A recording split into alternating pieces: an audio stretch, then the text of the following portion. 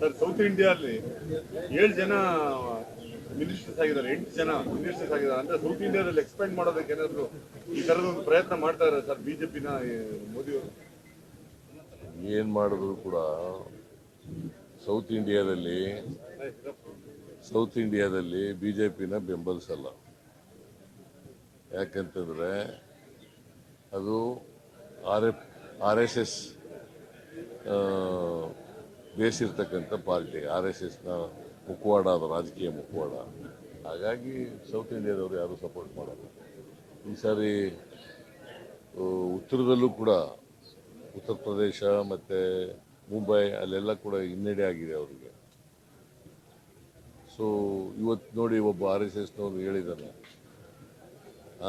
ಅಹಂಕಾರ ಇದ್ದರೆ ಜನ ಅದಕ್ಕೆ ಸರಿಯಾಗಿ ಪಾಠ ಕಲಿಸಿದ್ದಾರೆ ಅಂತ ಹೇಳಿದ್ದಾರೆ. ಆದ್ರೂ ಅಷ್ಟೊಂದು ವಿಂಡಿಕ್ಟಿವ್ ಆಗಿ ಇವತ್ತು ಇವ್ರಿಗೆ ರಾಯ್ಗೆ ಅರೆಸ್ಟ್ ಮಾಡಿ ಅಂತ ಹೇಳಿದಾರಲ್ಲ ಸರ್, ಯಾವುದೋ ಒಂದು ಸ್ಟೇಟ್ಮೆಂಟ್ 2010 ವಿಂಡಿಕ್ಟಿವ್ ಪಾಲಿಟಿಕ್ಸ್ ಮಾಡೋದೇ ಅವರ ಕೆಲಸ. ಎದುರಿಸೋದು, ಬೆದರಿಸೋದು, ED ಉಪಯೋಗಿಸೋದು, ಇನ್ಕಮ್ ಟ್ಯಾಕ್ಸ್ ಉಪಯೋಗಿಸೋದು, CBI ಉಪಯೋಗಿಸೋದು, ಇದನ್ನು ಮೊದಲಿಂದ ಮಾಡ್ಕೊಬರ್ತಾ ಇದ್ದಾರೆ, ಈಗಲೂ ಮಾಡ್ತಾ ಇದ್ದಾರೆ.